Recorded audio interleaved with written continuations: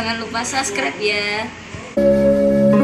Di antara putra-putra Kiai Saleh, pengasuh pesantren Sabilul Muttaqin dan sesepuh di daerah kami, Gus Ja'farlah yang paling menarik perhatian masyarakat.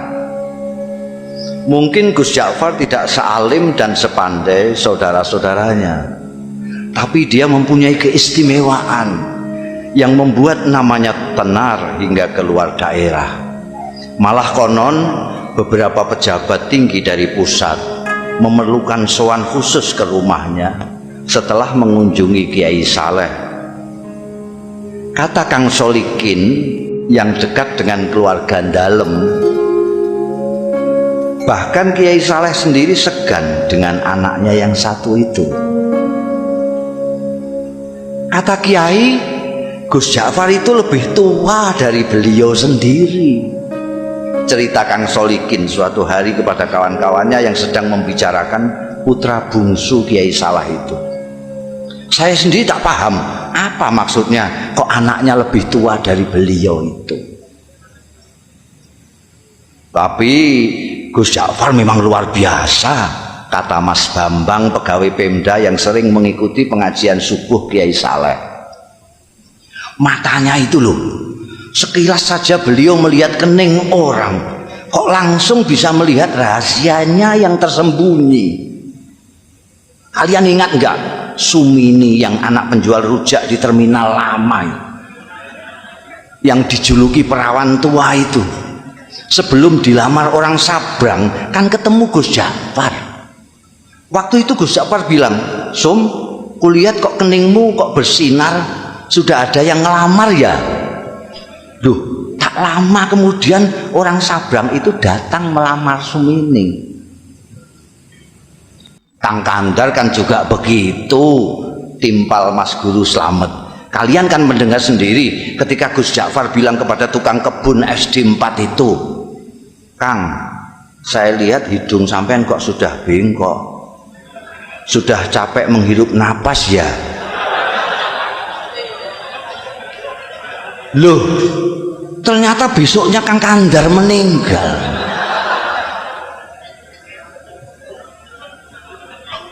Ya, waktu itu saya pikir Gus Ja'far hanya berkelakar, sahut Ustadz Kamil.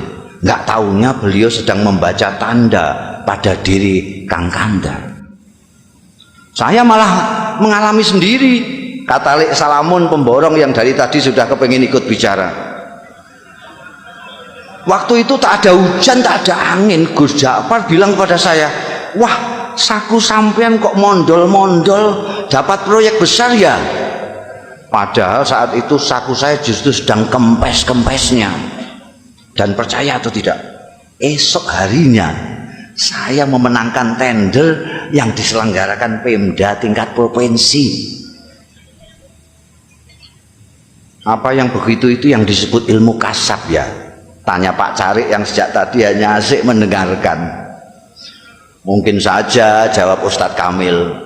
Makanya saya justru takut ketemu Gus Ja'far itu, takut dibaca tanda-tanda buruk saya, lalu pikiran saya terganggu. Maka ketika kemudian sikap Gus Ja'far berubah, masyarakat pun geger, terutama para santri kalong, orang-orang kampung yang ikut mengaji tapi tidak tinggal di pesantren seperti Kang Solikin yang selama ini merasa dekat dengan beliau. Mula-mula Gus Ja'far menghilang berminggu-minggu. Kemudian ketika kembali, tahu-tahu sikapnya berubah menjadi manusia biasa. Dia sama sekali berhenti dan tak mau lagi membaca tanda-tanda, tak mau lagi memberikan isyarat-isyarat yang berbau ramalan. Ringkas kata, dia benar-benar kehilangan keistimewaannya. Jangan-jangan ilmu beliau hilang pada saat beliau menghilang itu. Komentar Mas Guru Slamet penuh penyesalan. Wah, sayang sekali. Apa gerangan yang terjadi pada beliau ya? Kemana beliau pergi saat menghilang pun kita tidak tahu, kata Lek Salamun. Kalau saja kita tahu kemana beliau pergi, mungkin kita akan mengetahui apa yang terjadi pada beliau dan mengapa beliau kemudian berubah. Tapi bagaimanapun ini ada hikmahnya, ujar Ustadz Kamil. Paling tidak kini kita tidak bisa setiap saat menemui Gus Ja'far paling tidak kini kita bisa setiap saat menemui Gus Ja'far tanpa merasa deg-degan dan was-was. Bisa mengikuti pengajiannya dengan niat tulus mencari ilmu, tidak takut ditebak-tebak. Maka jika kita ingin mengetahui apa yang terjadi dengan Gus kita ini hingga sikapnya berubah dan ilmunya hilang, sebaiknya kita langsung saja menemui beliau. Begitulah sesuai usul Ustadz Kamil pada malam Jumat sehabis wiridan salat Isya, saat mana Gus Ja'far Prai tidak mengajar, rombongan santri Kalong sengaja mendatangi rumahnya. Kali ini hampir semua anggota rombongan merasakan keakraban Gus Ja'far jauh melebihi yang sudah-sudah. Mungkin karena kini tidak ada lagi sekat berupa rasa segan, was-was dan takut dibaca tanda-tanda. Setelah ngobrol ke sana kemari, akhirnya Ustadz Kamil berterus terang mengungkapkan maksud utama kedatangan rombongan. Gus, di samping silaturahmi seperti biasa, malam ini kami datang juga dengan sedikit keperluan khusus. Singkatnya, kami penasaran dan sangat ingin tahu latar belakang perubahan sikap sampean. Perubahan apa? Tanya Gus Ja'far sambil tersenyum penuh arti. Sikap yang mana? Kalian ini ada-ada saja. Saya kok merasa tidak berubah. Dulu sampean kan biasa dan suka membaca tanda-tanda orang, tukas Mas Guru Slamet. Kok sekarang tiba-tiba makpet, sampean tak mau lagi membaca, bahkan diminta pun tak mau. Oh itu, kata Gus Ja'far seperti benar-benar baru tahu. Tapi dia tidak segera meneruskan bicaranya, diam agak lama. Baru setelah menyeruput kopi di depannya, dia melanjutkan. Ceritanya panjang. Dia berhenti lagi, membuat kami tidak sabar, tapi kami diam saja. Kalian ingat enggak, saya lama menghilang? Akhirnya Gus Ja'far bertanya, membuat kami yakin bahwa dia benar-benar siap untuk bercerita. Maka serempak kami mengangguk. Suatu malam saya bermimpi ketemu almarhum ayah, dan saya disuruh mencari seorang wali sepuh yang tinggal di sebuah desa kecil di lereng gunung yang jaraknya dari sini sekitar 200 km ke arah selatan. Namanya Kiai Tawakal. Kata ayah dalam mimpi itu, hanya kiai-kiai tertentu yang tahu tentang kiai yang usianya sudah lebih 100 tahun ini. Santri-santri belajar kepada beliau pun rata-rata sudah disebut kiai di daerah masing-masing. Terus terang, sejak bermimpi itu saya tidak bisa menahan keinginan saya untuk berkenalan dan kalau bisa berguru kepada wali Tawakal itu. Maka dengan diam-diam dan tanpa pamit siapa-siapa, saya pun pergi ke tempat yang ditunjukkan ayah dalam mimpi dengan niat bil barokah dan menimba ilmu beliau. Ternyata ketika sampai di sana, hampir semua orang yang saya jumpai mengaku tidak mengenal nama Kiai Tawakal. Baru setelah seharian melacak ke sana kemari, ada seorang tua yang memberi petunjuk. Cobalah nak mas, ikuti jalan setapak di sana itu, katanya. Nanti nak mas akan berjumpa dengan sebuah sungai kecil. Terus saja nak mas menyeberang. Begitu sampai seberang, nak mas akan melihat gubuk-gubuk kecil dari bambu. Nah, kemungkinan besar orang yang nak mas cari akan nak mas jumpai di sana. Di gubuk yang terletak di tengah-tengah itulah tinggal seorang tua seperti yang nak mas gambarkan. Orang sini memanggilnya Mbah Jogo. Barangkali itulah yang nak mas sebut kiai siapa tadi? Kiai Tawakal. Ya, Kiai Tawakal. Saya yakin itu orangnya, Mbah Jogo. Saya pun mengikuti petunjuk orang tua itu menyeberang sungai dan menemukan sekelompok rumah gubuk dari bambu. Dan betul, di gubuk bambu yang terletak di tengah-tengah, saya menemukan Kiai Tawakal alias Mbah Jogo sedang dikelilingi santri-santrinya yang rata-rata sudah tua. Saya diterima dengan penuh keramahan, seolah-olah saya sudah merupakan bagian dari mereka. Dan kalian tahu, ternyata penampilan Kiai Tawakal sama sekali tidak mencerminkan sosoknya sebagai orang tua. Tubuhnya tegap, wajahnya berseri-seri, kedua matanya indah memancarkan kearifan. Bicaranya jelas dan teratur, hampir semua kalimat yang meluncur dari mulutnya bermuatan kata-kata hikmah. Tiba-tiba Gus Ja'far berhenti, menarik napas panjang, baru kemudian melanjutkan. Hanya ada satu hal yang membuat saya terkejut dan terganggu.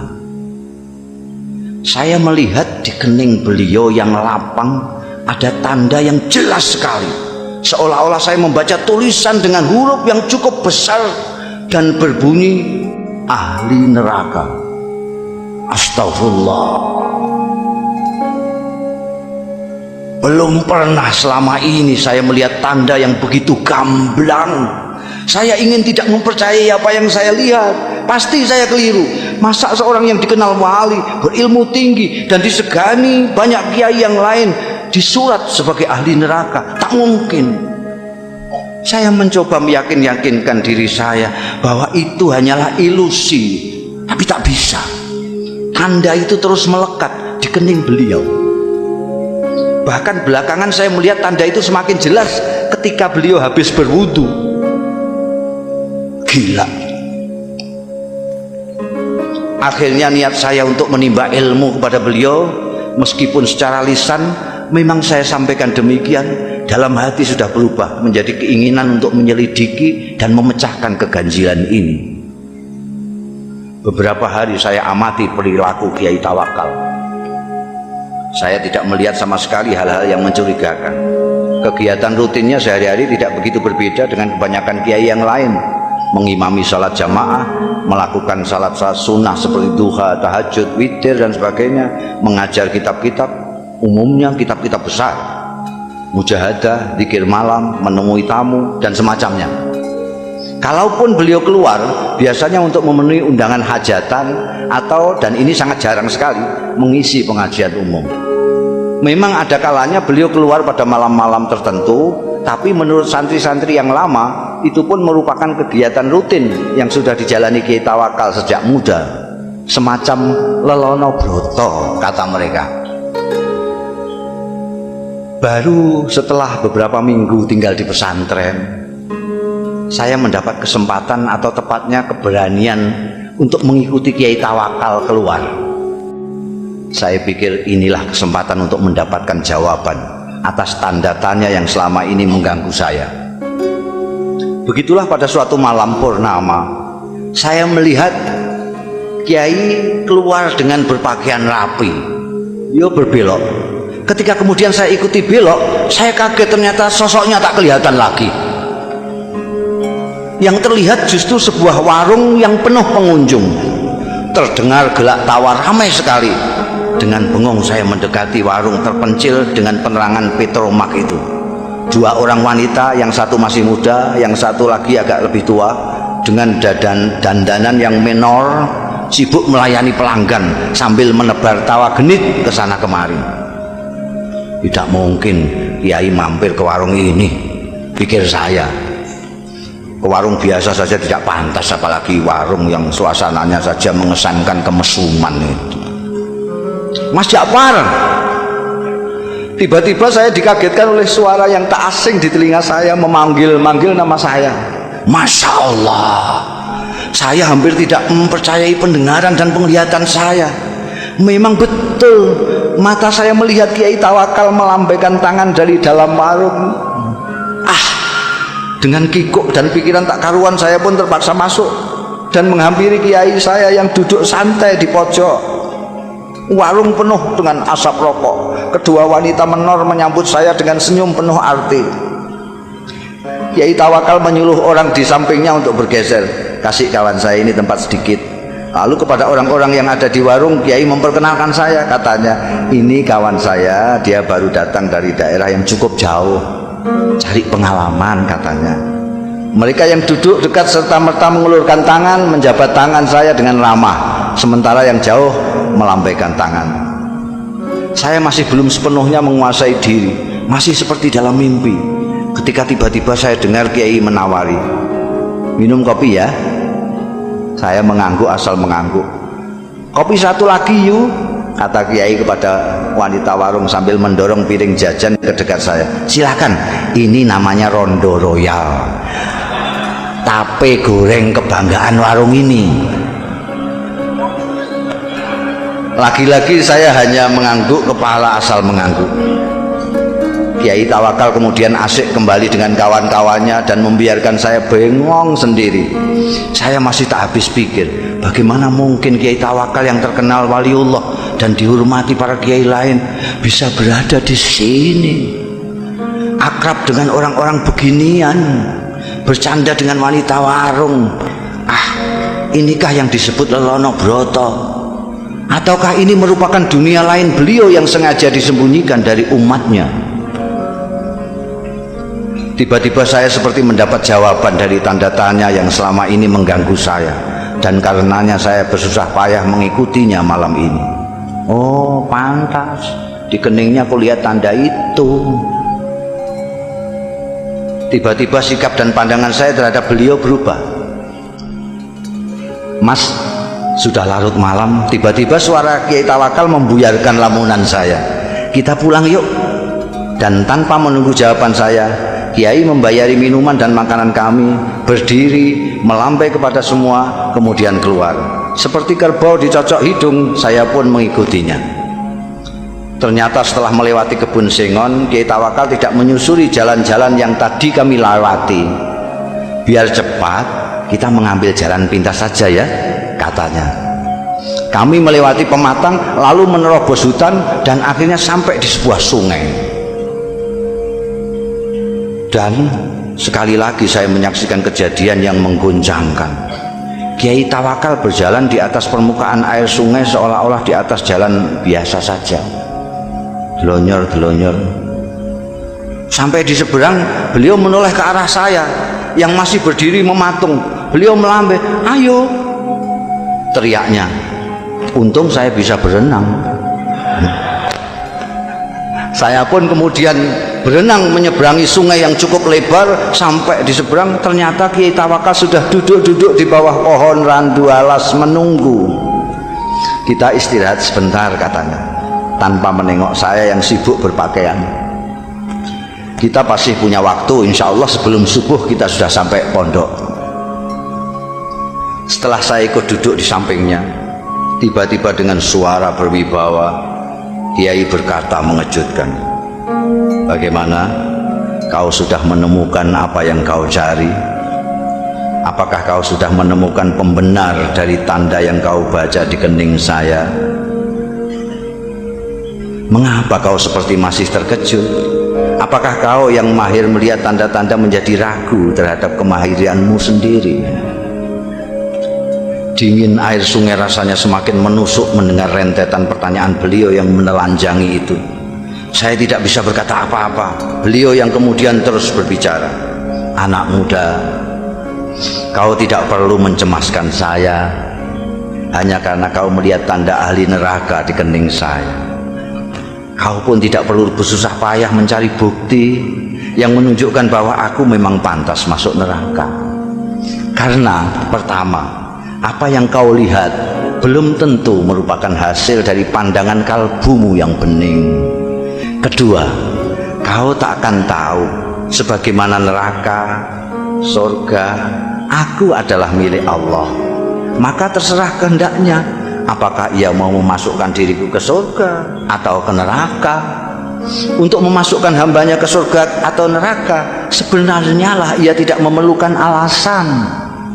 Sebagai kiai, apakah kau berani menjamin amalmu pasti mengantarkanmu ke surga kelak? Atau kau berani mengatakan bahwa orang-orang di warung yang tadi kau pandang sebelah mata itu pasti masuk neraka? Kita berbuat baik karena kita ingin dipandang baik olehnya. Kita ingin berdekat-dekat dengannya, tapi kita tidak berhak menuntut balasan kebaikan kita darinya. Mengapa? Karena kebaikan kita pun berasal darinya. Bukan begitu? Bukan begitu.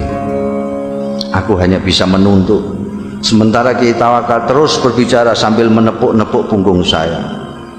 Kau harus lebih berhati-hati bila mendapat cobaan Allah berupa anugerah. Cobaan yang berupa anugerah tidak kalah gawatnya dibanding cobaan yang berupa penderitaan. Seperti mereka yang di warung tadi, kebanyakan mereka orang susah. Orang susah sulit kau bayangkan bersikap takabur atau ujub, atau sikap-sikap lain yang cenderung membesarkan diri sendiri. Berbeda dengan mereka yang mempunyai kemampuan dan kelebihan, godaan untuk takabur, sombong dan sebagainya itu datang setiap saat. Apalagi bila kemampuan dan kelebihan itu diakui oleh banyak pihak. Malam itu saya benar-benar merasa mendapatkan pemahaman dan pandangan baru dari apa yang selama ini sudah saya ketahui. Ayo kita pulang. Tiba-tiba Kiai bangkit.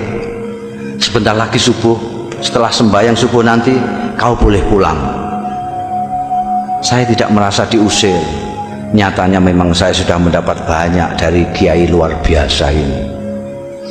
Ketika saya ikut bangkit, saya celinguan. Kiai Tawakal sudah tak tampak lagi. Dengan bingung saya terus berjalan.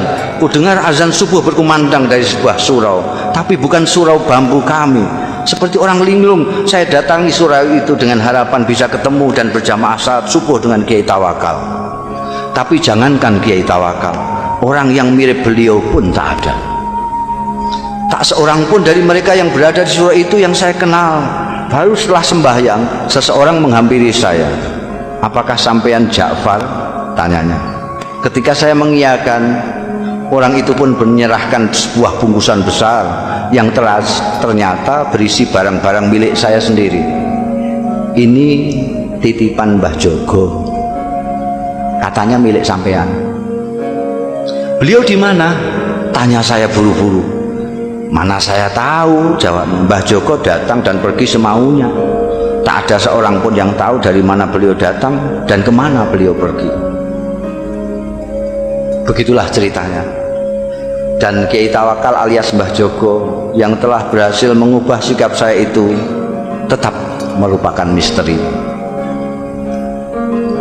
Gus Ja'far sudah mengakhiri ceritanya, tapi kami yang dari tadi suntuk mendengarkan masih diam tercenung sampai Gus Ja'far kembali menawarkan sungguhannya. Monggo, monggo, tidak.